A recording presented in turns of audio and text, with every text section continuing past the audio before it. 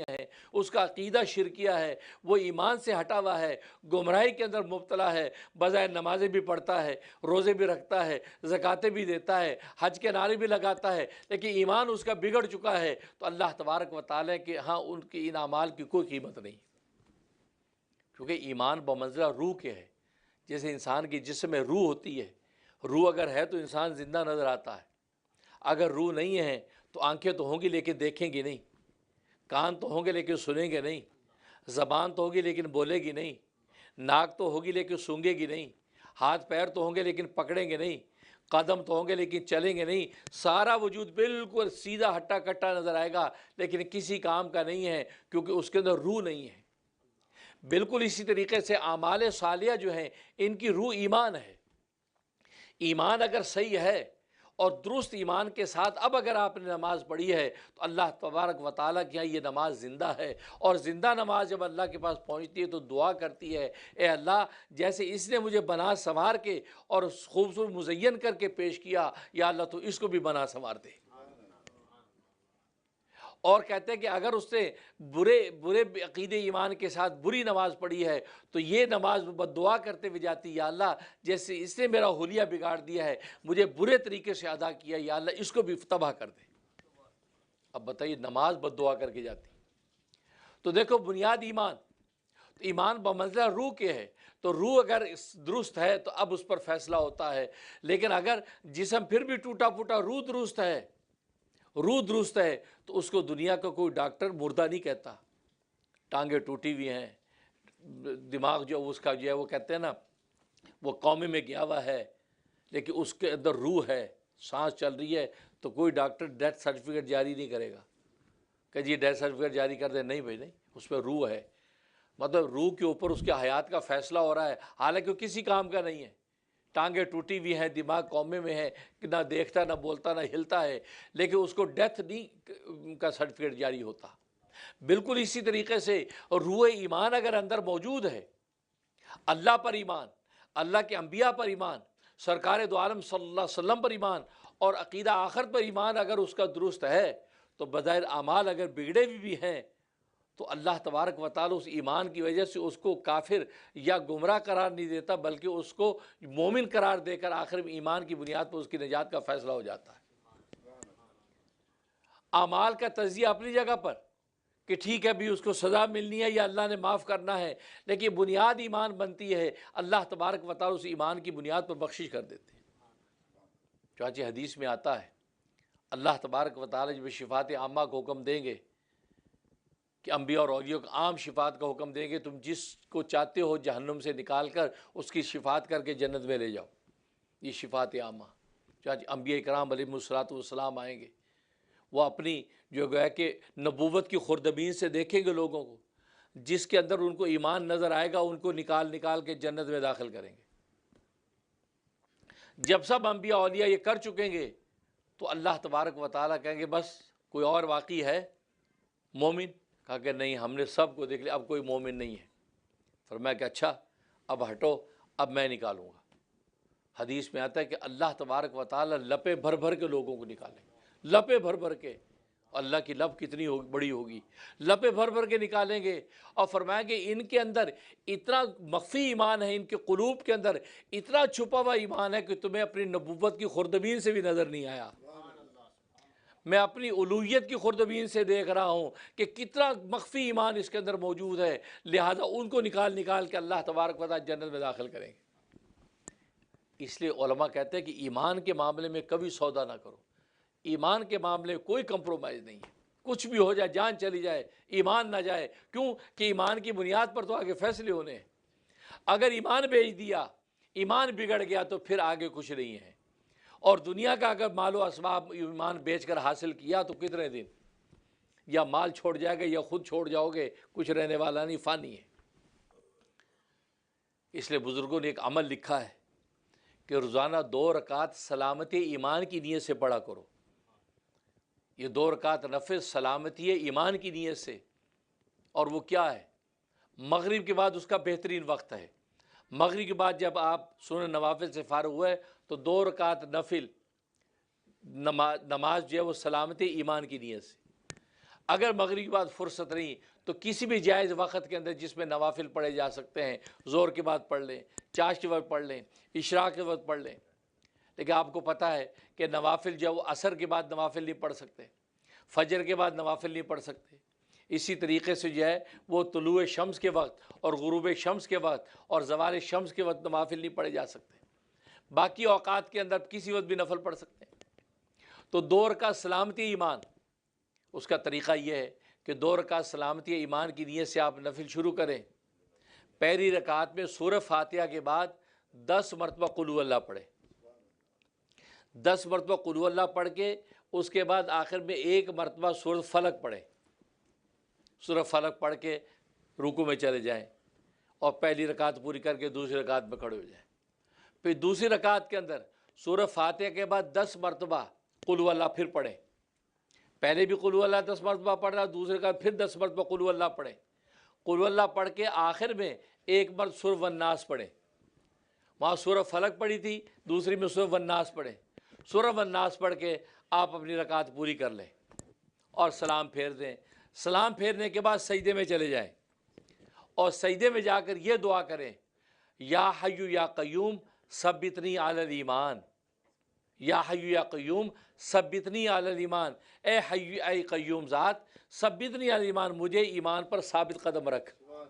یہ دعا 3 مرتبہ سجدے میں آپ نے پڑھنی، یا حی یا قیوم ثبتنی علی الایمان، یا حی یا قیوم ثبتنی علی الایمان، یا حی یا قیوم ثبتنی علی الایمان۔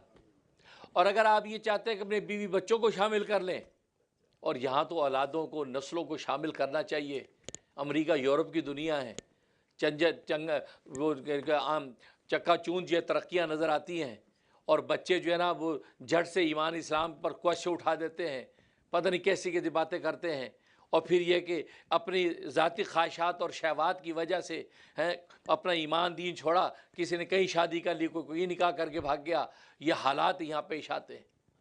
لہٰذا 3 مرتبہ جمع کا صیغہ استعمال کریں۔ 3 مرتبہ آپ نے اپنے لیے مانگ لیا، اب 3 مرتبہ ثبتنا، نون الف نا، یہ جمع کا صیغہ، اس نا کے اندر اپنے آپ کو، اپنے بیوی بچوں کو، نسلوں کی نیت کر کے 3 مرتبہ اس کو دہرا لیں۔ یا حی یا قیوم ثبتنا علی الایمان، یا حی یا قیوم ثبتنا علی الایمان، یا حی یا قیوم ثبتنا علی الایمان، یہ نیت کر کے سر اٹھا لیں تو آپ کی نماز مکمل ہو گئی۔ یہ نماز 2 نفل سلامتی ایمان، کمال کی نماز ہے۔ ایمان اللہ تبارک و تعالی نہ صرف محفوظ رکھتا ہے بلکہ اس ایمان میں مزید اضافہ آپ محسوس کریں گے۔ آپ کو ایسا لگے گا کہ اللہ پہ ایمان میرا اور پختہ مضبوط ہوتا چلا جا رہا ہے۔ تو دیکھیے اولیاء کاملین نے اس بات پر محنتیں کی ہیں کہ اپنے ایمان کی دعائیں کی، یا اللہ ایمان قائم رہے۔ کیوں؟ میں نے جیسے عرض کیا کہ بنیاد ایمان ہے، کیونکہ سارے اعمال صالحہ، ساری عبادات کی جو روح ہے، جو مین سول ہے، وہ تو ایمان ہے۔ ایمان بگڑ گیا تو اعمال بگڑ گئے۔ اس لیے تو معلوم یہ ہوا کہ انسان کسی بھی حالت کے اندر ہوتا ہے، اس میں صابر بنے گا یا شاکر بنے گا۔ اگر اس کے اوپر کوئی آزمائش آ گئی، کوئی تکلیف آ گئی، حضرت یعقوب علیہ السلام کی جب حضرت یوسف علیہ السلام سے ملاقات ہو گئی تو حضرت یعقوب علیہ السلام نے گلہ کیا، شکایت کی بیٹے سے، کہا کہ تو مصر میں تھا، کنعان کون سا دور تھا، تو مجھے اطلاع کر دیتا، تجھے پتہ نہیں تھا میں تجھے کتنا چاہتا تھا، تجھ سے مجھے کتنا پیار تھا۔ ظاہر ہے کہ اولاد میں بھی کوئی ایک بچہ ایسا ہوتا ہے جس سے خصوصی تعلق ہوتا ہے ماں باپ کو، تو تجھ سے مجھے خاص محبت و تعلق تھا، تجھے دیکھ دیکھ کے میں جیتا تھا، آنکھیں ٹھنڈی کرتا تھا، تجھے یہ پتہ نہیں تھا اور تو مصر کے اندر ہے اور مجھے اطلاع نہیں کر رہا کہ میں یہاں ہوں۔ ابا تجھے پتہ ہونا چاہیے میں کتنا پریشان۔ یوسف علیہ السلام نے سر جھکا لیا، ابا کا ہاتھ پکڑا کہ ابا جان آئیے، ایک تہ خانے میں لے گئے، بہت بڑا تہ خانہ، کاغذوں سے بھرا پڑا، کاغذ ہی کاغذ جو اس زمانے میں کاغذ ہوں گے۔ فرمایا کہ ابا جان یہ دیکھیے کیا ہے، کہا کہ یہ کیا ہے، یہ کاغذ ہی کاغذ ڈھیر لگا پڑا، اور یہ کاغذ اٹھایا، ابا جان یہ دیکھو یہ خط ہے جو میں نے آپ کے نام لکھا ہے، یہ دیکھیے یہ خط یہ آپ کے نام لکھا ہے۔ سارے ڈھیر جو لگے پڑے وہ خط ہیں جو حضرت یوسف صاحب لکھتے رہے. اب 40 سال ایک بندہ خط لکھتا رہے روز، وہ کتنے ہو جائیں گے؟ کہتا روزانہ خط لکھتا تھا کہ میں آج پوسٹ کر دوں گا آپ کو، کہ ابا جان کو بتاؤں کہ ابا جان میں یہاں ہوں، پریشان نہ ہوئیے گا. ظاہر پہلے زمانہ تو خط و کتابت کا زمانہ. یعقوب السلام پھر تم نے یہ سارے لکھ لکھ کے اپنے پاس رکھے ہوئے، بھیجے کیوں نہیں؟ کہا کہ ابا جان جب بھی خط لکھ کے میں تیار کر کے بھیجنے کی کوشش کرتا تو جبرائیل فرشتہ آ جاتا. کہا کہ اللہ نے خط بھیجنے سے منع کر دیا. اب بتائیے میں کیا کروں؟ میرے اللہ کا منشا یہ تھا کہ خط میں نے لکھ دیا لیکن آپ کو بھیجنے کی اجازت نہیں ہے، لہذا میں اس کو یہیں رکھ دیتا تھا. یہ سارے کے سارے ڈھیر لگے پڑے ہیں لیکن آپ کو میں ایک بھی خط نہیں بھیج سکا. جبرائیل منع کر رہے ہیں کیونکہ اللہ کی حکمت اللہ جانے ان جدائیوں کے پیچھے کیا راز تھے، کیا حقائق تو خدا جانے. یوسف علیہ السلام نے کہا لیکن ابا جان آپ مجھے ایک بات بتائیے، آپ کو تو پتا تھا کہ اگر دنیا یہ تو فانی ہے، دنیا میں اگر ہماری ملاقات نہیں ہوگی تو آخرت میں ہو جائے گی، یہاں نہیں تو وہاں مل لیں گے. تو آپ اتنے بے چین کیوں ہوئے؟ اتنا رو رو کے آپ نے اپنی آنکھیں ختم کر لیں. آخر آپ تو پیغمبر تھے، اللہ کو پہچانتے تھے، آپ کو یہ یقین تھا کہ آخرت پر ہمارا ایمان ہے تو آخرت میں ملاقات ہو جائے گی. آپ اتنا رو رو کے آپ کو بے حال کیوں کیا؟ اور دیکھو دونوں پیغمبر ہیں، باتیں کر رہے ہیں، ایک باپ ہے ایک بیٹا ہے. اسے نبی پاک صلی اللہ علیہ وسلم فرماتے ہیں یوسف علیہ السلام کا جیسا نسب ہے نا، ایسا نفیس نسب کسی پیغمبر کا نہیں ہے. خود بھی پیغمبر، باپ بھی پیغمبر، دادا بھی پیغمبر، پردادا بھی پیغمبر. صالح ابن صالح ابن صالح ابن صالح، فرمایا کہ دیکھو پوری 4 نسل پیغمبر چلے آ رہے ہیں. کہتے یوسف جیسا نفیس نسب، سبحان اللہ. اللہ نے ظاہر بھی ایسا حسن و جمال دیا کہ اس کی نظیر کائنات میں نہیں، اور باطنی نسب بھی ایسا دیا کہ اس کی بھی کوئی نظیر نہیں. فرمایا ابا جان آپ کیوں اتنے بے چین تھے؟ کیا بتایا؟ کہا کہ بیٹا مجھے بے چینی صرف یہ تھی کہ مجھے یہ نہیں پتا تھا کہ تو کس کے ہاتھوں میں پڑ رہا ہے. 8-9 سال کا بچہ میرے گھر سے نکلا، اب 8-9 سال کا بالکل بالی عمر کا بھولا بچہ پتہ نہیں کس کے ہاتھوں میں ہے. مجھے صرف یہ خوف کھاتا تھا اگر یہ بچہ کسی مشرک کے گھرانے کے اندر پل رہا ہے تو کل کو مشرک ہو جائے گا، اور مشرک ہو کے جب مرے گا تو کل روز قیامت بھی میری ملاقات اس سے ممکن نہیں. میں جنت میں جاؤں گا اور جہنم کے اندر جلے گا تو میری وہاں بھی ملاقات نہیں ہوگی. تو دنیا میں تو جدائی پڑ گئی، اس کا صدمہ تھا، اور یہ سوچ کے پتہ نہیں کسی مشرک کے گھر میں پل رہا ہوگا تو کل آخرت میں بھی ملاقات نہیں ہوگی. دیکھو بتا یہ رہا ہوں اس پیغمبر کی نظر اس کے ایمان پر ہے. ان کو یہ فکر نہیں یوسف نے کھانا کھایا ہوگا کہ نہیں، پتہ نہیں پانی پیا ہوگا کہ نہیں، پتہ نہیں بستر کیسا ملا ہوگا، اس کو تو سردی بڑی لگتی ہے، کسی نے کمبل دیا ہوگا کہ نہیں. آج مائیں یہ سوچتی ہیں.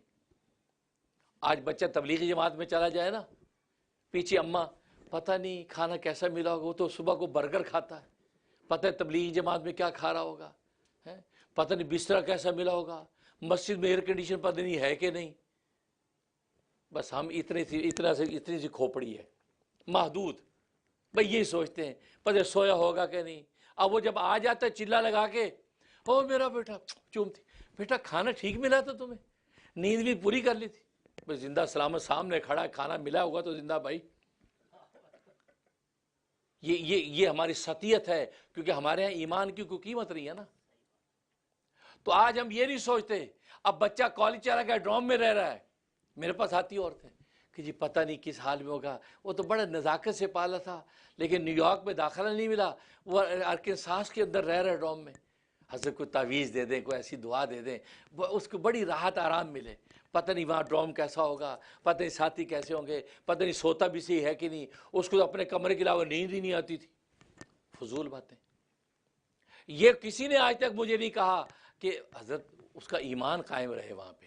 پتہ نہیں کس کی صحبت میں ہوگا، امریکہ جیسی دنیا ہے، کالے گورے پیلے نیلے سارے ہیں، پتہ نہیں کس مذہب میں نہ چلا جائے. حضرت ایمان کی سلامتی کے لیے آپ دعا کر دیں، اس کا ایمان سلامت رہے. یہ کوئی نہیں پوچھتا کیونکہ ہمارے ایمان کی اہمیت نہیں. ہم سب ایمان ملا تو جائے گا کہاں؟ ایمان ملا جائے گا کہاں؟ بالکل ہمارا ایمان تو لو الاٹ ہے، پیدائشی ہم تو مومن ہیں نہیں۔ وہاں یعقوب علیہ السلام جیسے پیغمبر کہ جس یوسف کا نسب میں نے ابھی بتایا، نبی رشک کر رہے ہیں ان کے نسب پر کہ کمال نسب ہے بھائی، خود بھی پیغمبر ہے، باپ بھی پیغمبر ہے، دادا بھی پیغمبر ہے، پردادا بھی پیغمبر ہے، اور معمولی درجے کے پیغمبر نہیں ہیں، اپنے وقت کے سرتاج ہیں۔ ابراہیم علیہ السلام جیسے پیغمبر کو پیغمبر آئے گا؟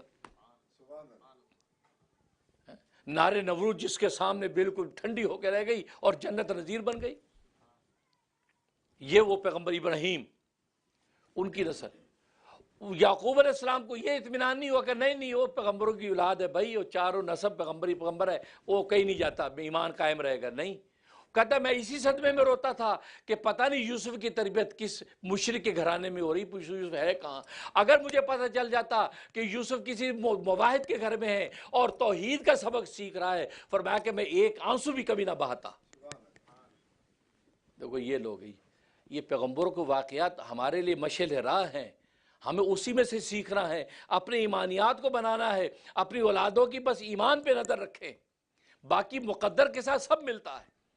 وہ تو مقدر اللہ تبارک و تعالیٰ نے، حدیث صحیح بخاری کی حدیث ہے، رحم مادر میں جیسے نطفہ ٹھہرتا ہے اسی میں فرشتہ رجسٹر لے کے آ جاتا ہے۔ اے رب ذوالجلال مر رزق، یہ جو نطفہ ٹھہرا، یہ بچہ جو پیدا ہونے والا ہے، اس کا رزق کتنا لکھوں؟ ابھی بچہ بنا نہیں ہے، ابھی صرف نطفہ ٹھہرا ہے، اس کا رزق لکھ دیا جاتا۔ اللہ کہتا اتنا رزق لکھ دے، اس کا لکھ دیتا۔ پھر پوچھا مل علم، اس کو کتنا علم دینا ہے؟ اللہ فرماتے ہیں اتنا علم دے دے۔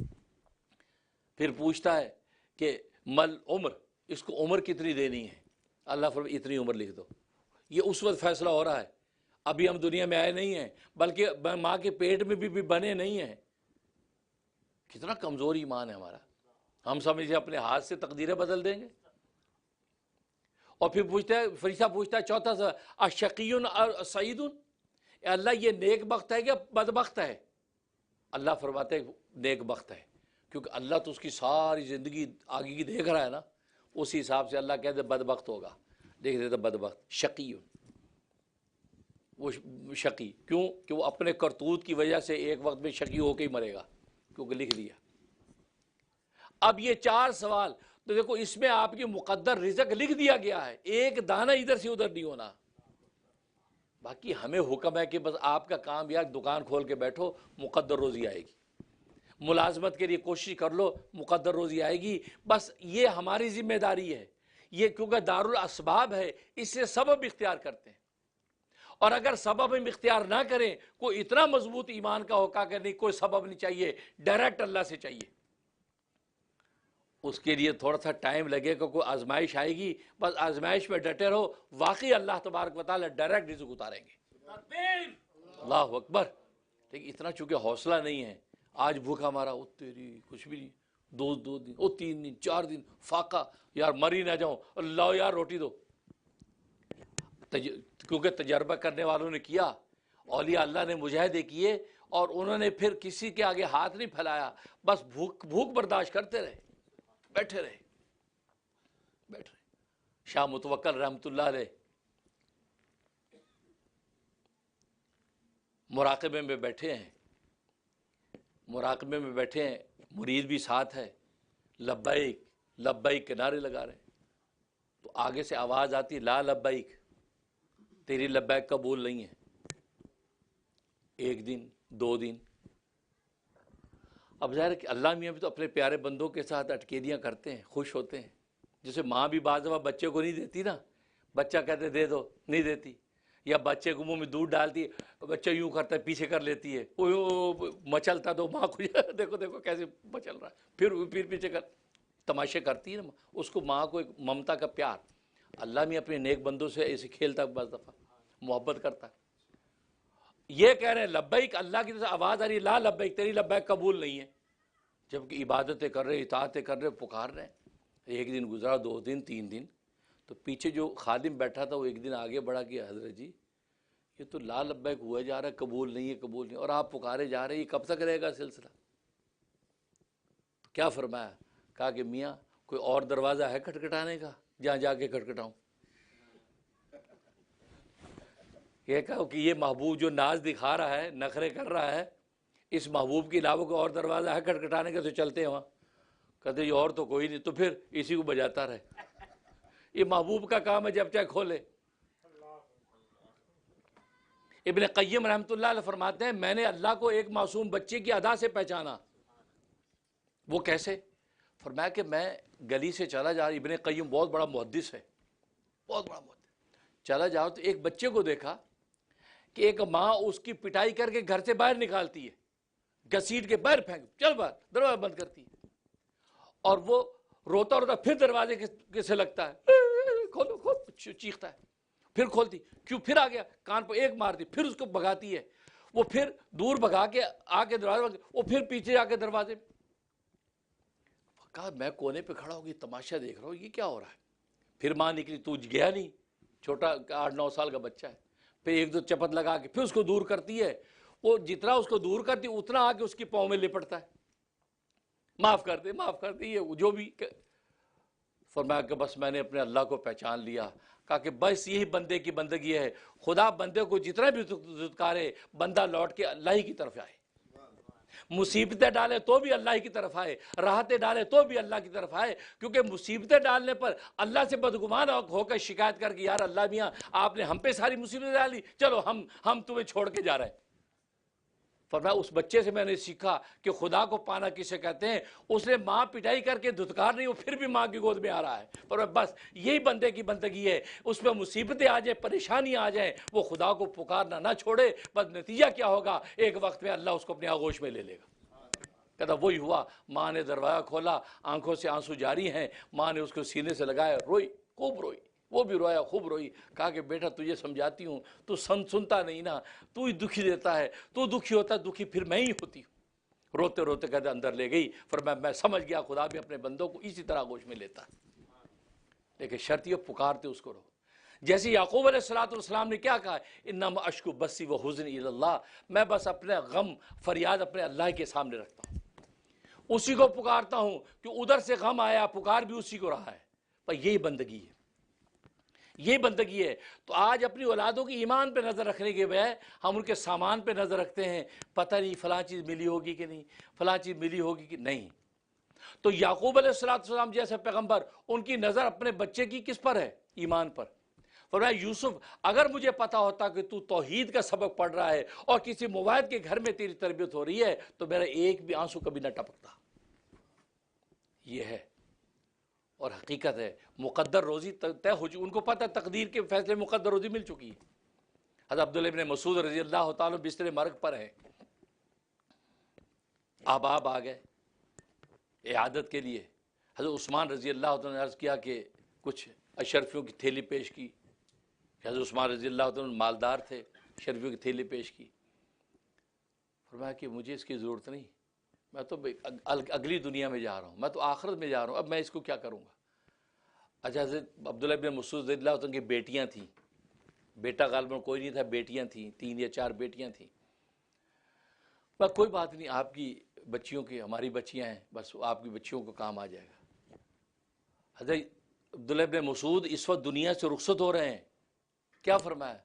کہا کہ نہیں ان کی فکر نہیں کرو، میں نے ان سب بیٹیوں کو سورۃ واقعہ یاد کروا دی ہے، وہ سورۃ واقعہ پابندی سے پڑھتی ہیں، لہذا نبی کے فرمان کے مطابق اب کبھی فاقہ نہیں آئے گا۔ یعنی نبی پاک صلی اللہ علیہ وسلم کی حدیث ہے، صحیح حدیث ہے کہ سورہ واقعہ اگر جو جس گھر کے اندر پڑھی جا رہی ہے، فرمایا کہ اس گھر میں کبھی فقر و فاقہ نہیں آتا، رزق کے خزانے کھل جاتے ہیں۔ تو ابن مسعود فرماتے ہیں کہ اس وقت مجھے اتنا یقین ہے، میں نے اپنی بچیوں کو سورہ واقعہ یاد کروا دی ہے، وہ روزانہ سورہ واقعہ پڑھتی ہیں، لہٰذا پیسے شرفی پہ ہماری کوئی نظر نہیں، اللہ تبارک و تعالیٰ غیب سے ان کو رزق دیتے رہیں گے۔ اس کو کہتے ہیں ایمان۔ اور آج ہماری حالت کیا ہے؟ سورہ واقعہ بھی پڑھ لیں گے، مول دولت بھی ہوگی، پھر بھی بے چین، یار بینک میں 1 ہی ملین ہے، میں چاہ رہی 2-4 اور ملین آ جائیں کہ تاکہ آگے یہ میرے نواسے پر نواسے سب کی زندگی بحال ہو جائے۔ 1 ملین پہ بھی سبق نہیں اور صبر نہیں ہے، اور ادھر جو ہے وہ سورہ واقعہ بھی پڑھی جا رہی ہے۔ سورہ واقعہ پڑھ کے روز دیکھتے ہیں کچھ بھی نہیں ہوا بھائی، یہ بلکہ اور 6-8 مہمان آ گئے، آدھا جو بڑھولا تھا یہ خالی کر گئے۔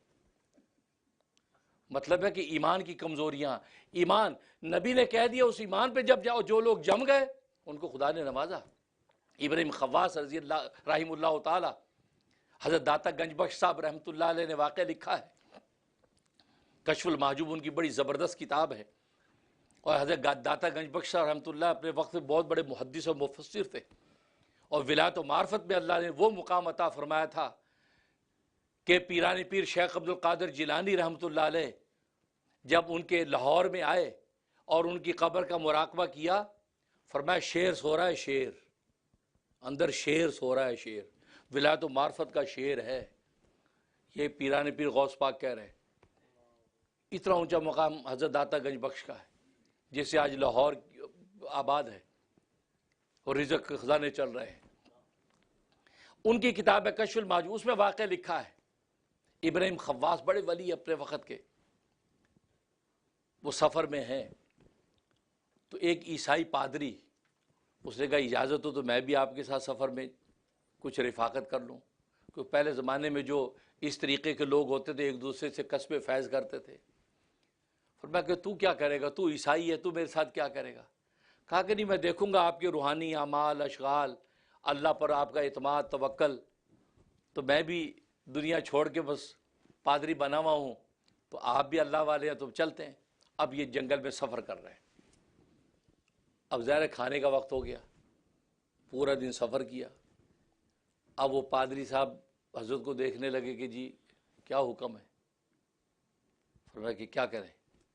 کہا کہ اب آپ دکھائیے بس اپنا کوئی کارنامہ، اپنی کوئی کرامت دکھائیے، خدا سے رزق، جنگل میں اولیاء اللہ کے لیے رزق اترتے ہیں۔ اچھا، اب دل میں سوچنے لگے کہ عیسائی آدمی ہیں، کوئی کمی بیشی ہو گئی تو ویسے ہی یہ سو باتیں کرے گا۔ تو حضرت نے کہا کہ چلو پھر رک جاؤ، وضو کیا، وضو کر کے 2 رکعت نماز پڑھی اور اللہ سے دعا کر دی کہ یا اللہ عیسائی ہے، گویا کہ یہ تو امتحان لے رہا ہے ہمارا، اب آپ رسوا نہ کیجیے گا، میں تو تیرے محمد محبوب نبی کی دین کا پیروکار ہوں، رزق اتار دیجیے۔ تو ایک تھوڑی دیر گزری کہ ہاتھ غیبی سے ایک ہاتھ آیا، اس پہ ایک روٹی ہے اور ایک شربت کا پیالہ، ایک ان کا ایک ان کا، تو گویا کہ ایک روٹی ایک پیالہ، ایک روٹی ایک پیالہ سامنے آ گئے، وصول کر لیے، کھایا۔ تو حضرت نے اللہ کو شکر کیا، اور وہ بھی بڑا امپریس ہوا کہ جی ماشاءاللہ آپ کا اللہ سے بہت اچھا تعلق ہے۔ پھر چلتے رہے، 1-2 دن اور سفر کیا۔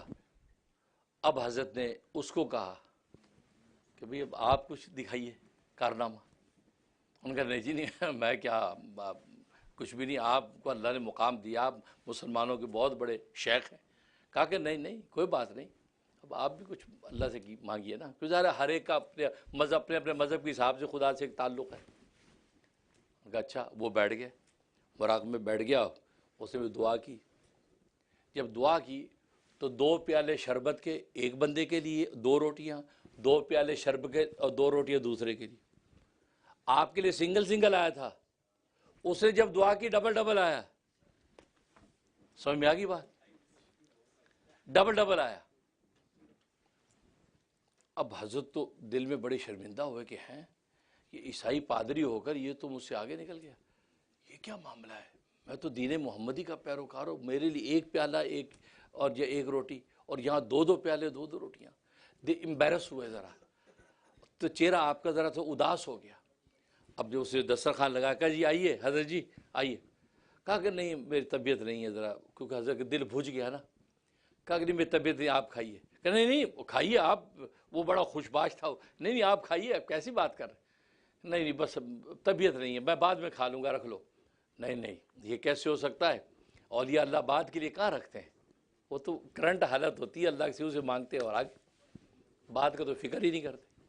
تو آپ کھائیے۔ اب جب اس پادری نے دیکھا کہ حضرت کچھ اداس ہیں، فرمایا کہ آپ، مجھے لگ رہا ہے کچھ اداس لگ رہے ہیں آپ۔ نہیں میں ٹھیک ہوں، صحیح ہے۔ اب اندر تو وہ صدمہ تھا۔ فرمایا کہ آپ صدمہ نہ کیجئے، بلکہ آپ خوش ہو جائیے۔ یہ 2 پیالے اور 2 روٹیاں جو آئی ہیں، یہ کیوں آئی ہیں آپ کو پتہ ہے؟ فرمایا کہ کیوں آئی ہیں؟ کہا کہ میں نے اصل میں یہ دعا کی تھی، یا اللہ اگر تیرے محمد کا دین سچا ہے اور یہ ابراہیم خواص تیرا واقع سچا ولی ہے، تو پھر 2 پیالے شربت، 2 روٹیاں بھیجنا۔ اللہ اکبر۔ میں نے یہ دعا کی تھی کہ اگر محمد کا دین سچا ہے اور یہ تیرا سچا ولی ہے تو 2 پیالے شربت، دو روٹیاں بھیجنا، اس کا مطلب تیرے محمد کا دین سچا اور تو بھی سچا ہے۔ اشہد ان لا الہ الا اللہ و اشہد ان محمد رسول اللہ۔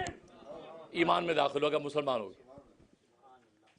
حضرت کی خوشی کا ٹھکانہ نہیں، حضرت تو سجدے میں گر گئے، سبحان اللہ، خوشی سے کھانا کھایا۔ دیکھو یہ ایمان، تو دیکھو ایمان اس قدر قوی کہ خدا سے جنگل میں مانگا، رزق اتر آیا۔ تو ایمان اگر قوی ہو تو اللہ بغیر اسباب رزق دے سکتا ہے، لیکن ہمیں اس کے انتظار کی طاقت نہیں ہے، صبر تحمل نہیں ہے۔ اگر ایک دن فاقہ آتا تو شور مچا دیں گے، اس لیے اللہ نے فرمایا کہ بھائی تو دکانیں کھول کے بیٹھو، وہاں روزی بھیج دیں گے، ملازمت کرو روزی بھیج دیں گے، زراعت کرو روزی بھیج دیں گے، اسباب اختیار کرو، تاکہ اسباب بھی اختیار کر کے تم انتظار کرو گے رزق کا۔ اگر تم بلا اسباب بھی اللہ پر ایمان پر یقین رکھ لو گے تو جنگل میں بھی ہم تمہارے رزق اتارنے پر قادر ہیں۔